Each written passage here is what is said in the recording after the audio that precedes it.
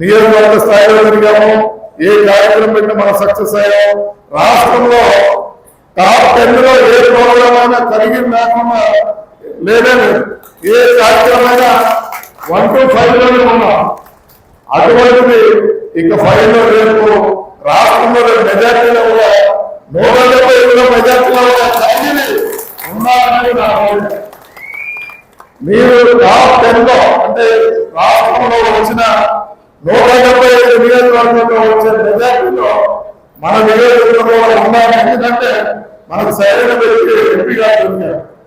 అటు వ్యవసాయ స్పందనలు ఇటు మహారాష్ట్ర నేను చెప్పలేదంటే సాయంత్రం కాబట్టి నేను మీకు చెప్పేది ఏంటంటే దయచేసి మనం ఇప్పుడు నియోజకవర్గం మండలం తిరిగినాం, మండలాలు తిరిగాం, వాసు తిరిగాం, అందరూ తిరిగాం.